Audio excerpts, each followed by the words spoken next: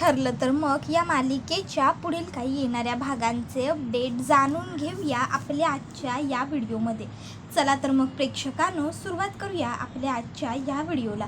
तर आता आपण इथे पाहणार आहोत की कशा पद्धतीने आता इकडे घरामध्ये अस्मिताच्या बाबतीत जे काही सचिनने खोटं सांगितलेलं असतं ते सगळं आता सचिनच्या आईवडिलांना समजणार. तर दुसऱ्या बाजूला इकडे आता सायली हिच्यासमोर प्रियाच्या प्रेग्नन्सीचं सत्य येणार. आता नेमकं कसं कसं काय काय घडतं या सर्व गोष्टींचे अपडेट आपल्या या व्हिडिओमध्ये पाहूया.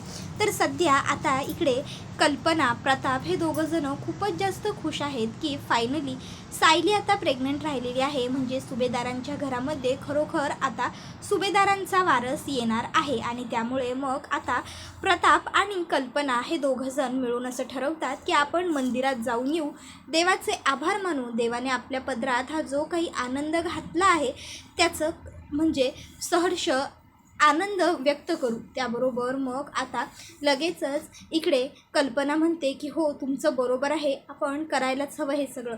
पण मी काय म्हणते, सायली तू आमच्याबरोबर नको येऊ, आम्ही सगळे पटकन जाऊ आणि लवकरच येऊ. घरामध्ये विमल आहे, तू आणि विमल घरीच राहा. खरं तर तुलासुद्धा न्यायला मला खूप छान वाटलं असतं, पण सध्या तुझी तब्येत नाजूक आहे, तुला सतत गरगरतं, मळमळतं, उगाच तुला प्रवास झेपणार नाही. विमल आणि तू दोघी घरी थांबा. अर्जुन, मी, हे अस्मिता, आम्ही सगळेजण, अश्विन वगैरे जातो. पूर्णा आजींनासुद्धा घेतो.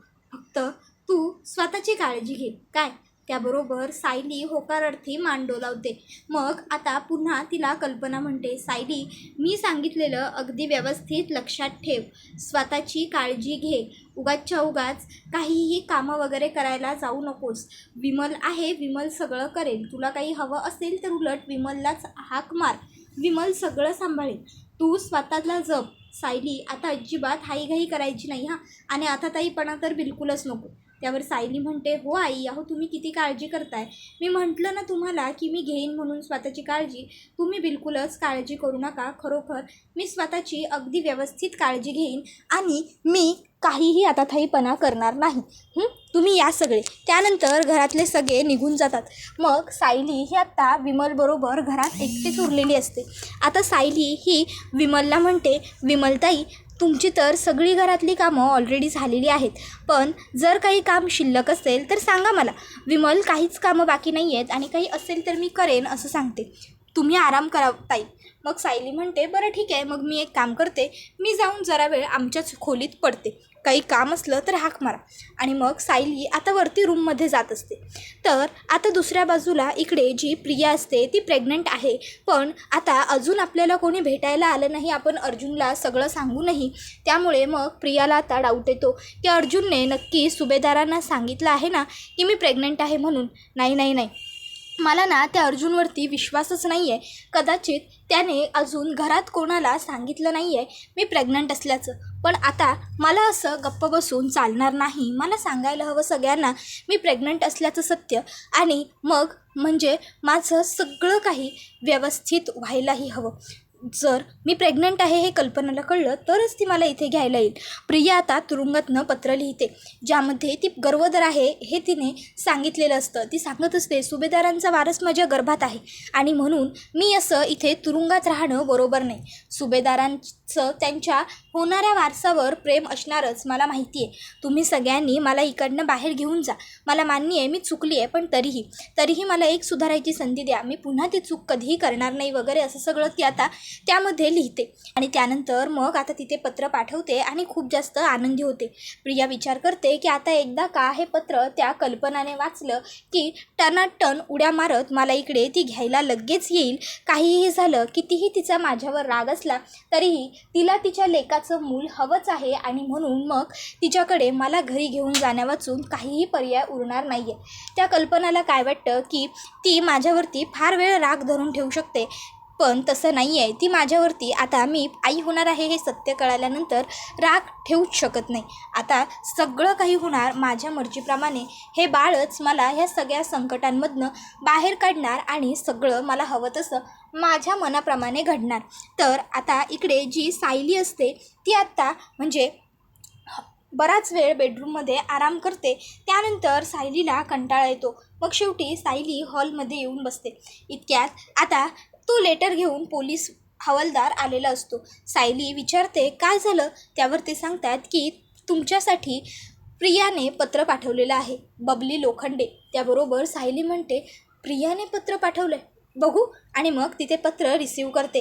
त्यानंतर तिथे पत्र उघडते, वरती खोलीत जाऊन आणि पत्र वाचायला सुरुवात करते, ज्यामध्ये प्रियाने लिहिलेलं असतं. आई, बाबा, मला माहिती आहे की तुम्हा सगळ्यांचाच माझ्यावर खूप राग आहे. तुम्हाला सगळ्यांना मला भेटण्याची, बघण्याची, माझ्याशी बोलण्याची बिलकुलच इच्छा नाही आहे. पण काय सांगू तुम्हा सगळ्यांना, माझ्या गर्भात सुभेदारांचा वंश वाढतोय. मी अश्विनच्या बाळाची आई होणार आहे. म्हणून मी तुम्हा सगळ्यांना अशी विनंती करते की प्लीजच तुम्ही सगळ्यांनी माझा स्वीकार करा. हो, मला माहिती आहे हे सगळं जे मी बोलते आहे ते इतकं सोपं नाही आहे. तुमच्या सगळ्यांसाठी हे खूप अवघड काम आहे.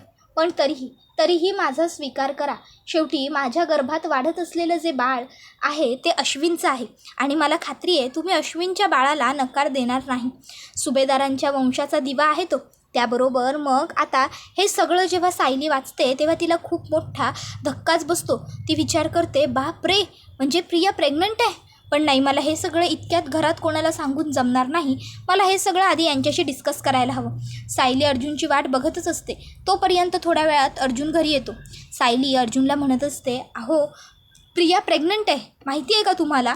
त्यावर अर्जुन म्हणतो तुला कोणी सांगितलं. सायली म्हणते मला ते, पण म्हणजे तुला कोणी सांगितलं याचा अर्थ काय.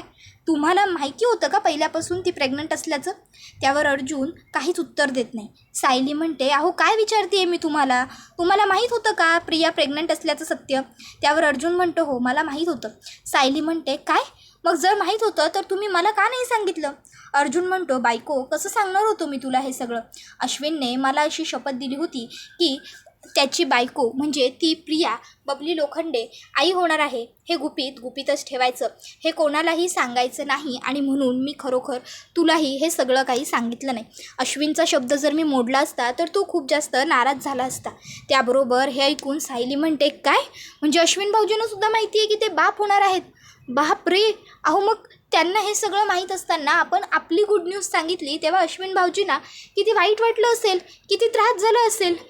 देवा देवा देवा, काय घडलं हे सगळं आपल्याकडनं, कळतंय का तुम्हाला. अहो अश्विन भाऊजी काय म्हणालेत मग. अश्विन भाऊजींनी प्रियाला माफ वगैरे करायचा तर निर्णय घेतलेला नाही आहे ना. हे बघा, ह्या प्रेग्नन्सीच्या नाटकापायी जर प्रिया पुन्हा आपल्या सुभेदारांच्या घरात घुसली ना तर मग मात्र घराचं वाटोळं झालंच म्हणून समजून जा. मग आपण आपलं घर नाहीच वाचवू शकणार तिच्या तावडीतनं. त्यावर अर्जुन हा सायलीला म्हणतो बायको शांत हो. सायली म्हणते अहो कशी शांत होऊ, तुम्हाला माहीत नाही आहे. तुम्ही त्या प्रियाला हल्ली ओळखायला लागलाय, पण मी तिला ना पूर्वीपासून ओळखते. अगदी पूर्वीपासून तिची काय लायकी आहे हे मला अगदी व्यवस्थित माहिती आहे. म्हणूनच मला खूप जास्त भीती वाटते. अर्जुन म्हणतो बायको पण घाबरण्याची गरजच नाही आहे मुळात, कारण अश्विनने आधीच सांगितलेलं आहे की त्या मुलीजवळ आपल्या घरातल्या कुणाही व्यक्तीचा काहीही संबंध नाही आहे आणि त्या बाळाला तो त्याचं बाळ आहे असं मानतच नाही. प्रिया आजपर्यंत एवढ्या मुलांबरोबर राहिली आहे, कशावरून हे बाळ अश्विनचंच असेल, कशावरून हे बाळ इतर कोणाचं नसेल. त्यामुळे अश्विनने हे बाळ त्याचं आहे हे मान्यच केलेलं नाही आहे. म्हणून लक्षात घे, आपल्याला घाबरायची किंवा टेन्शन घेण्याची कुठलीही गरज नाही आहे. आणि राहिला प्रश्न तुला मी का नाही सांगितलं ह्याचा, तर मला अश्विनने शपथ घातली होती ना, म्हणून मी तुला हे सगळं सांगितलं नाही. आणि त्याशिवाय बायको तुझीसुद्धा परिस्थिती नाजूकच आहे ना, मग उगाच तुला ह्या सर्व गोष्टी मी सांगितल्या असत्या तर तुलाही टेन्शन झालं असतं, म्हणून नाही सांगितलं. उलट जर अश्विननेच हे सगळं स्वीकारायचं नाही असं ठरवलं तर हे आपल्या सगळ्या सुभेदारांसाठी चांगलं आहे. घरात हे सगळं आपण नकोच सांगायला. काय म्हणतोय मी, कळतंय ना तुला. मग सायली म्हणते ठीक आहे. त्याबरोबर दुसऱ्या बाजूला इकडे आता जी पूर्णाजी असते तिच्याकडे एका ट्रस्टने मदत मागितलेली असते काही वृद्ध व्यक्तींना, म्हणजे त्यांच्यावरती उपचार करण्यासाठी वृद्धाश्रमाला थोडं डोनेशन हवं होतं पूर्णाजीच्या ट्रस्टमधून.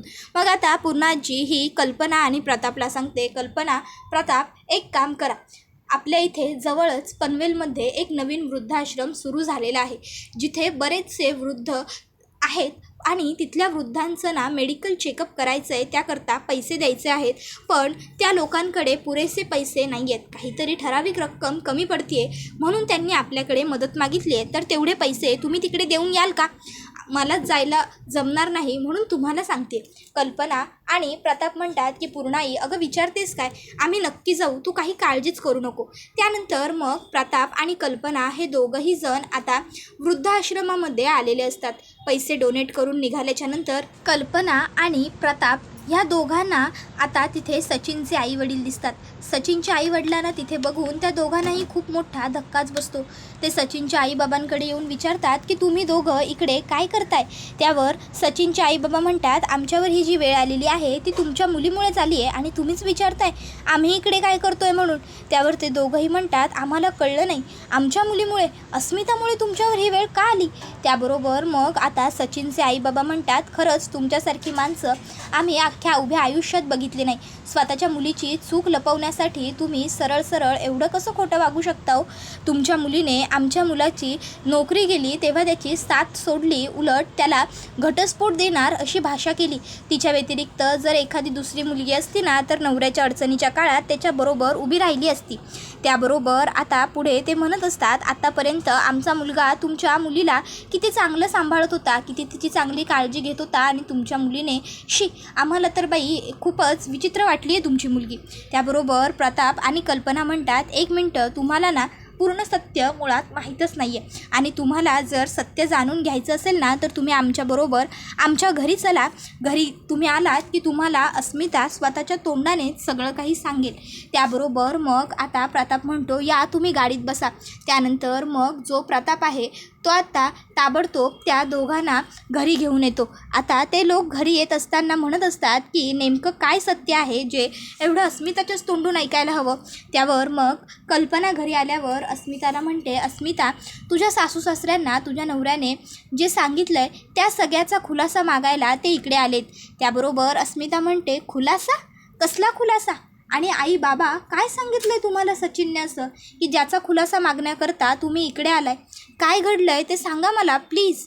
त्याबरोबर मग आता प्रताप म्हणत असतो की तुझ्या सासू सासऱ्यांचं असं म्हणणं आहे की सचिनने त्यांना सांगितलं आहे तू त्या सचिनला स्वतःहून डिवोर्स मागितला आहेस आणि त्या सचिनची नोकरी गेली आहे हे तुमच्या डिवोर्सचं कारण आहे.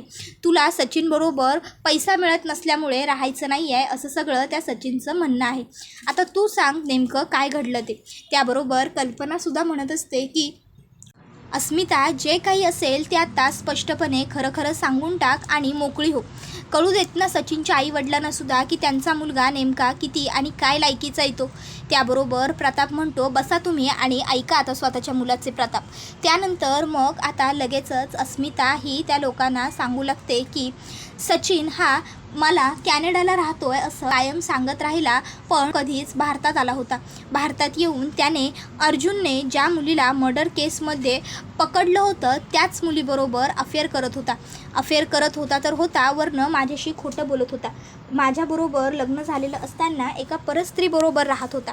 तरीही जेव्हा माझ्यासमोर हे सगळं सत्य आलं तेव्हा एकदा मी त्याला संधी द्यायची ठरवली.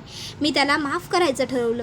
माझ्या घरच्यांच्या विरोधात जाऊनसुद्धा मी त्याला सुधारायला सांगितलं, पण सुधारणं तर खूप दूरची गोष्ट, तो आणखीन जास्त बिघडत गेला. कारण त्याला हे मोटिवेशन, हे चुकीचं मोटिवेशन मिळालं की या अस्मिताला काहीही फरक पडत नाही आणि मग त्याचं ते विचित्र वागणं वाढत गेलं.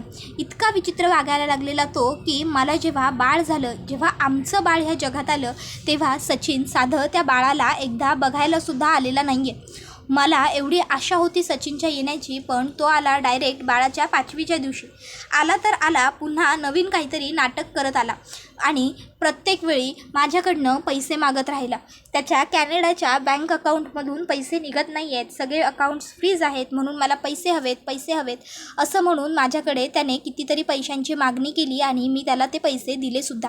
मी एवढे पैसे देऊनही तो मला हेच म्हणत राहिला कायम की मी त्याच्यासाठी काहीही करत नाही आहे. हे सगळं झालं तर झालं, वरून तुम्हाला माहिती आहे माझं आणि चैतन्याचं नातं अगदी बहीण भावंडांइतकंच पवित्र आहे. मला जसा अर्जुन आहे, जसा अश्विन आहे, तसाच चैतन्यही लहानपणापासून आहे. आहे आणि त्याने माझ्या त्या बहीण भावाच्या नात्यावरती संशय घेतला आणि मला आणि चैतन्यला तो नको नको ते बोलला. हे सगळं ऐकल्यानंतर आता इकडे त्याच्या आईवडिलांनासुद्धा सचिनचा खूप जास्त राग येतो आणि त्यांनाही पश्चाताप होतो की बापरे, सचिनसारखा नीच नालायक जो बायकोवरती संशय घेतो तो मुलगा आपला आहे. मग आता सचिनची आई म्हणते की आम्हाला तर सचिनने काहीतरी वेगळंच सांगितलं होतं. त्यावर लगेच आता त्याचे आईबाबा म्हणतात की अस्मिता, अगं खरंच सांगतो की आम्हाला ह्या सर्व गोष्टी माहीत नव्हत्या. अगं अस्मिता, जर हे एवढं सगळं घडत होतं तर तू वेळेवरच आम्हाला सांगायला हवं होतंस. जर तू आम्हाला सांगितलं असतंस ना तर सचिनची कधी हे सगळं वागण्याची हिंमतच झाली नसती. वेळेवर आम्ही सचिनचं थोबाड फोडलं असतं तर सचिन लायकीवर राहिला असता. त्याने आम्हाला वृद्धाश्रमात पाठवलं असं सांगून की आमची काळजी घेणारा आता इथे कोणी नाही आहे, तो कॅनडाला जॉबसाठी परत जाणार आहे. त्याबरोबर अर्जुन म्हणतो काही कॅनडाला वगैरे तो जाणार नाही, इथेच कुठेतरी त्याच्या त्या नालायक गर्लफ्रेंडबरोबर साक्षीबरोबर राहणार आहे आणि तिचे पैसे लुटणार आहे. आणि तुम्हाला वृद्धाश्रमात पाठवलं आहे, बघा तुमच्या घरी वगैरे व्यवस्थित जाऊन चेक करा. तुमचं घर वगैरे तर विकलेलं नाही आहे ना. तो सचिन इतक्याही खालच्या थराला जाऊ शकतो की तो तुमचं राहतं घर विकून तुम्हाला वृद्धाश्रमात सोडून निघूनही जाऊ शकतो. त्यामुळे एकदा खातरजमा करा की नक्की ते वृद्धाश्रम जे आहे ते तुम्हाला फक्त तुमची काळजी घ्यायला कोणी नाही आहे म्हणून ठेवलेलं आहे तिकडे की तुमचं घर वगैरे विकलं आहे ते. कारण माझा ना सचिनवर अजिबात कणभर काडीभरही विश्वास नाही आहे. ते म्हणून म्हणतोय जाऊन एकदा खात्री करा. त्यावर सायली म्हणते हो, हे जे काही बोलतायत ना ते सगळं मलासुद्धा पटतंय. सचिन भाऊजींवर विश्वास ठेवावा ह्या लायकीचे मुळात ते नाहीच आहेत.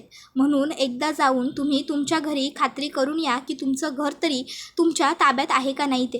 कारण सचिन भाऊजी जेव्हा इथे राहत होते तेव्हा एकदा मी त्यांना विचारलं की तुम्ही काय काम करता, तर ते मला म्हणाले की मी स्वतःचा बिझनेस आता नुकताच सुरू करतोय. तेव्हा मी त्यांना त्या कामाबद्दल माहिती विचारत होते तर त्यांनी मला इतक्या थापा मारल्या की बरोबर म्हणजे मला खोट्या गोष्टीसुद्धा खऱ्या कशा वाटतील याची त्यांनी पुरेपूर काळजी घेतली. अर्थात मी वकिलाची बायको असल्यामुळे त्यांना मला गंडवता नाही आलं, पण तरी त्यांनी प्रयत्न मात्र अचूक केला. आता तुम्ही तर त्याचे आईबाबा आहात. मग आईबाबांना आठवतं की त्याने कसल्या तरी कागदांवरती बाबांच्या सह्या घेतल्या होत्या. मग आई म्हणते कसल्या तरी कागदांवरती ह्यांच्या त्याने सह्यासुद्धा घेतल्या होत्या. अर्जुन म्हणतो मे बी ते प्रॉपर्टीचे पेपर्स वगैरे तर नाही ना, हे एकदा जाऊन चेक केलं पाहिजे. तुम्ही दोघंही घरी जा. त्याबरोबर मग आई बाबा म्हणतात की ठीक आहे, तुम्ही जसं सांगाल आम्ही तसंच करतो. आम्ही थेट इकडनं घरी जातो आणि घरी जाऊन तपासतो सर्व गोष्टी.